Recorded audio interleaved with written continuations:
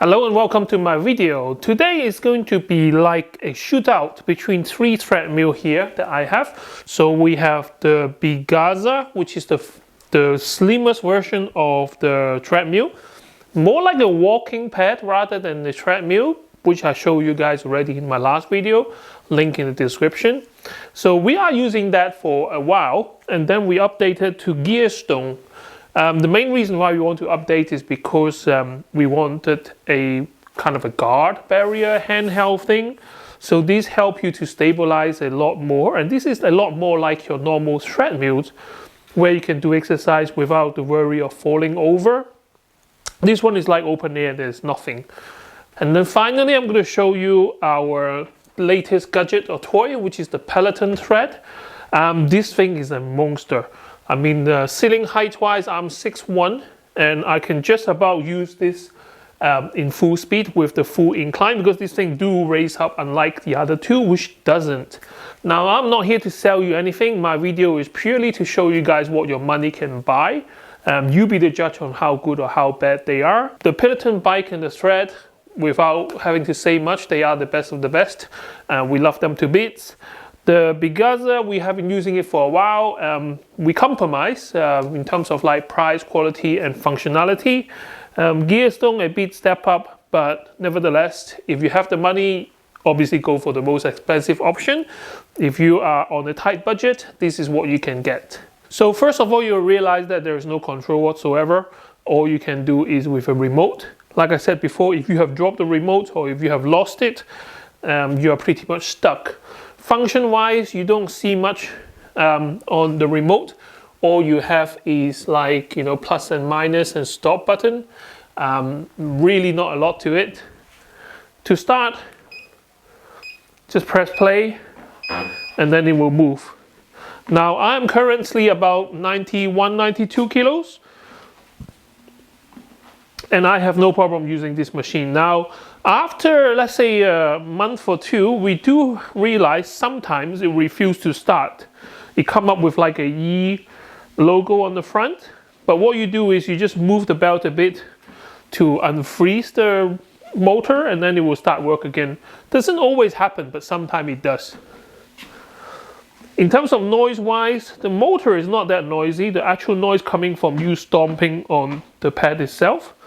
Here we have very thick underlay and very thick carpet, so it bangs a lot. And for our Peloton bike and Tread, I'm going to show you guys some close up in a minute. We actually have to cut a hole on the carpet and underlay, so the machine's feet actually connect with the concrete, which is the base of the floor here. So this is 6 kilometers an hour. Because there's no phone holder, no tablet holder, you really rely on like a fitness program on your telly or something. And that is Peloton at the moment, which is showing on the telly. So this is 6. Because it's so narrow, you always have to be careful about where you're walking or running into. Definitely it's not something that you can relax and maybe watch a movie. You constantly have to kind of check where you are in terms of the walking pad. So this is 10, which is a maximum speed.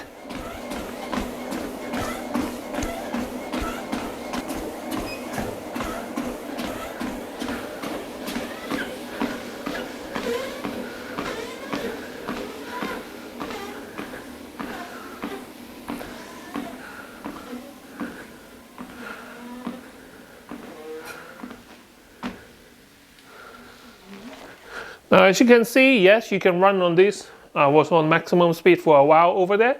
I didn't fall down or anything like that, but very important, you have to almost run like a ninja. And the other thing is all this treadmill, kind of on the same technology, is a belt on 2 rollers. And the tension, which is adjustable on the back here, is very important to make sure that the belt sits in the middle. Even the most expensive machine like the Peloton, it does have a red line in the middle.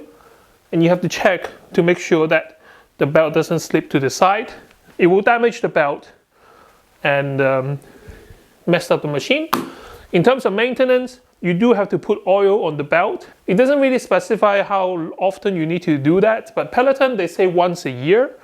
I don't know what kind of magic they have in there. If you do it every day, if you use the machine every day, I don't know how they keep it lubricated. But this one here, every belt, there's a joint, and usually you apply the oil where the belt joint is, and then let it run a bit. So anyway, the Bigzzia walking pad, we had it for a couple of months now. We still kind of walk on it. And if you're limited by space and budget, that might be the thing for you. Moving on, so Gearstone, this is quite new. I only had it for a couple of weeks.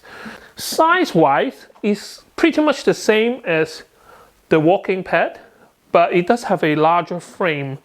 Now the frame actually does have a purpose. It's not just for looks.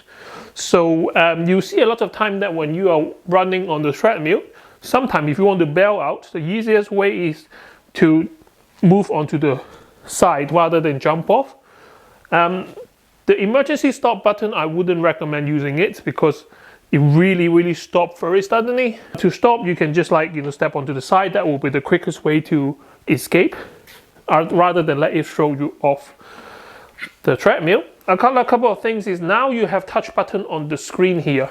So there's no physical flip button, but they are touch sensitive. And you do have a kind of a phone holder gadget here. But I'll show you guys in a minute. There's no way it's useful for anything, because when you run on this, even if you have this on concrete like a Peloton treadmill, this shakes way too much. You end up getting yourself dizzy if you're watching anything from there. And you now have an option to start the machine from the remote or from the touch on the touch screen or touch bar, whatever you call them. The length is about the same. Width is about the same as the cheaper version, but with this, psychologically you already think that you're safer because you got somewhere in your peripheral region to tell you where you are in terms of positioning with the belt. But at the same time, you can actually use it as a support. So let's start the machine. And this one, they got preset, so you don't have to keep pressing it to speed up. You can actually choose to go with 6 or 12. So let's go with 6.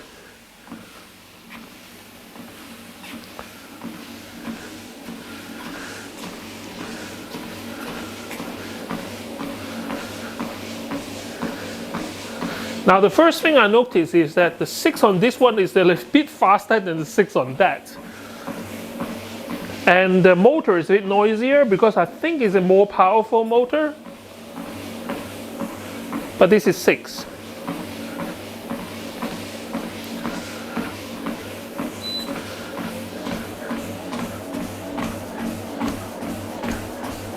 Now we're on the 12. So this is already 2 kilometers faster than the maximum that the pad can do.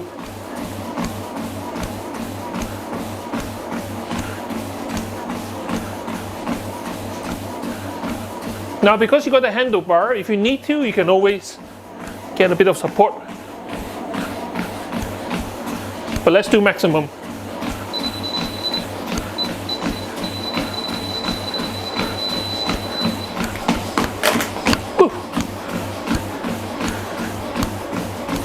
So this is 15 kilometers an hour. Like I say, although the size of the treadmill is the same as the other one, it's actually a lot more comfortable to run on this one instead.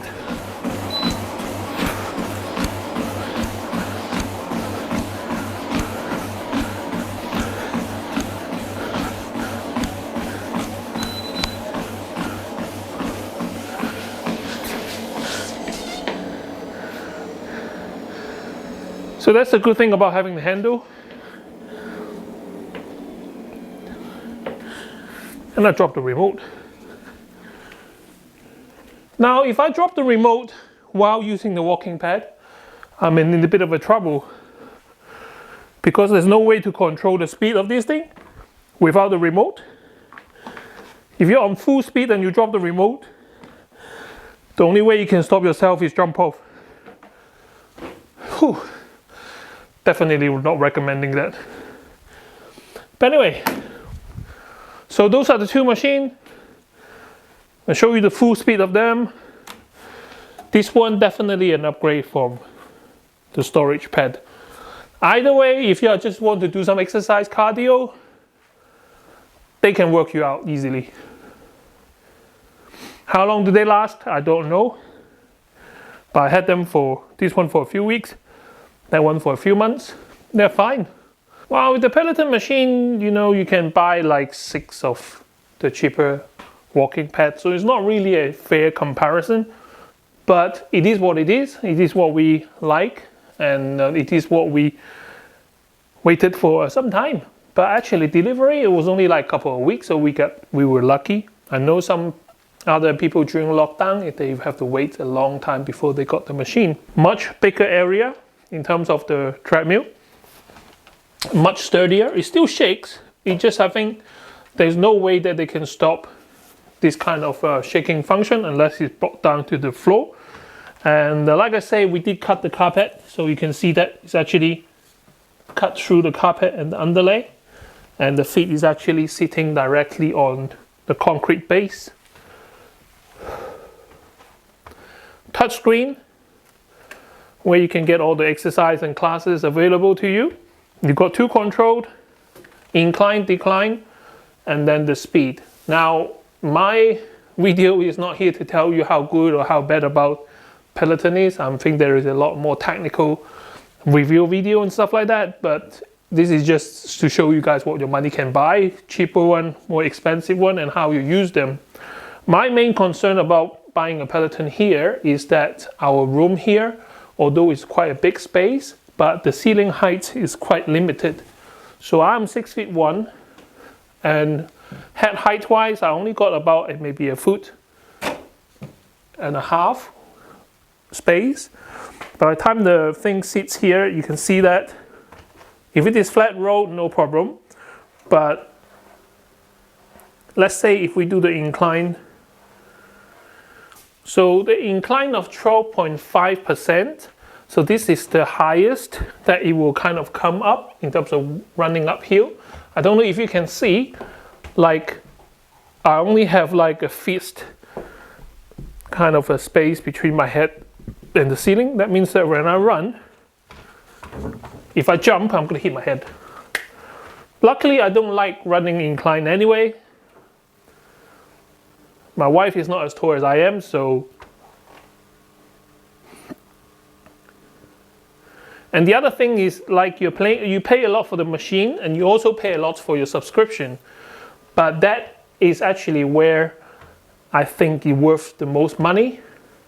If I don't have a machine, I will still use the app and class it to the telly and use any kind of a treadmill.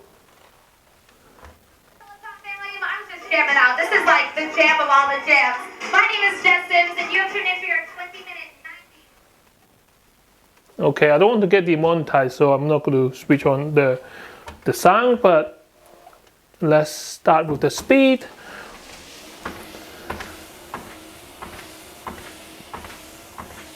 The motor noise on this one, it is a bit louder than those two, but again, it is a much stronger machine. But a lot of the noise will be coming from the belt rubbing or the pounding on the floor rather than the motor. And this one here, you got a little more gadget. So this one are drawing wheels, and then you got a button in the middle to click on some presets. So this is 5. Let's go 6. Okay, so this is 6. Really, really comfortable to run, and definitely really, really secure.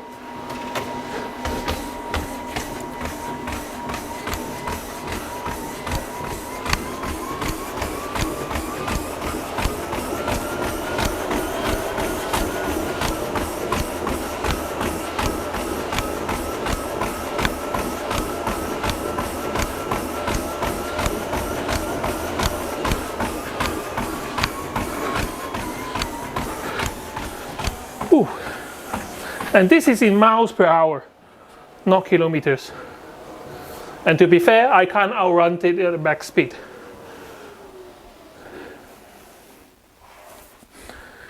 Ooh. So there you have it, my little demonstration of all 3 treadmill here. These 2 definitely going because we don't need so many. The whole point of having the bike and the tread together is so that me and my wife, we can both exercise together if we want to. Yeah, so that's my little small demonstration on the products here. I think some of you were asking me about this machine here. Obviously, one of the selling points is to have it foldable so you can put it away. There is a handle here. Unlock it, and then you can fold it down. And then you can lock it again by pushing this one back in. But you can only do it when it's actually folded completely, like that. Lock it properly. Okay. But you see, you can't really put it under your bed or your sofa because the handlebar is sticking up. It is actually 2 blocks here and 2 kind of blocks there to attach the handlebar. So every time you want to kind of slip it under something, you have to take off the handlebar. I mean, you can store it like upright. I think you can actually save some space by this, but these 2, unless they make it like foldable, is kind of a bit pointless to me. So if you are tight with space, that won't be the selling point for this particular machine.